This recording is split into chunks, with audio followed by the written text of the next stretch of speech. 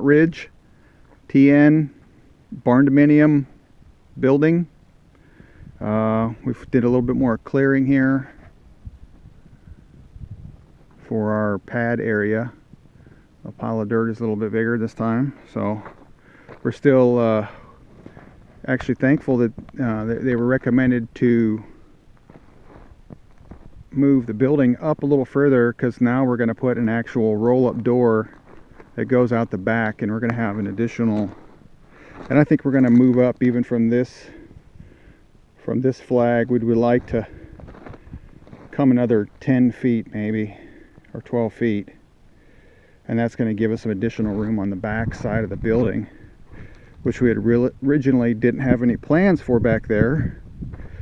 But you know, it's always nice to have extra room on the back of your place for hiding your junk, as they say. We'll now be able to put a roll-up door that we'll be able to drive through, come back out here, and then go wherever out on the property. We've got 30 acres over here, and then also on this back side we're going to put we've got a 16 by 40 or 12 by 16 shed that we'll be able to put back here, and we thought that would be a good place for storing feed and hay or anything like that. Then it's not storing inside our building and attracting rodents into the actual living space of our house, or the garage, which is right beside our living space. So and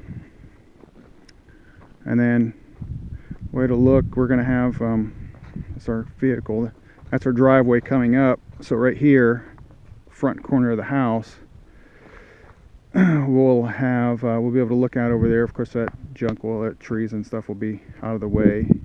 And then over here, where there's side of the bulldozer, there's a wood pile, which we're also going to move the wood pile to the back side of the house. And then the roll-up door will be able to allow us to bring wood in and out throughout the back with the four-wheeler and the dump cart. So that'll make it real easy and won't have anything blocking our view. And I'm actually going to take some more of these trees out of there as well.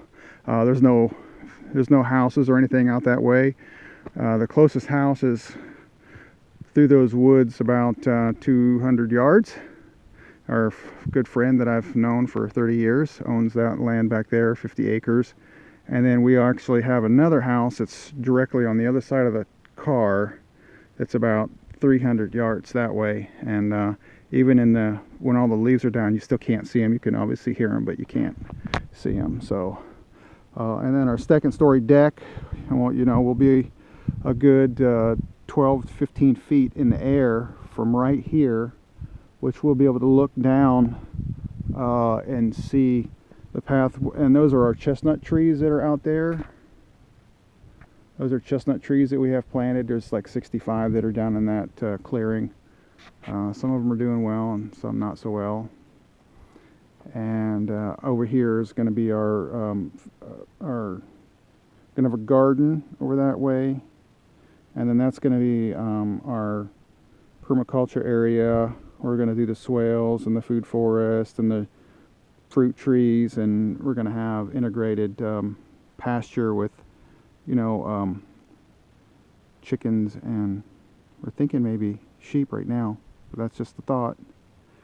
Over this way right there, down that hill right there, about 50 feet or 75 feet maybe, there's a little pond that needs some work, but we're going to clear all that out and make that a nice area as well.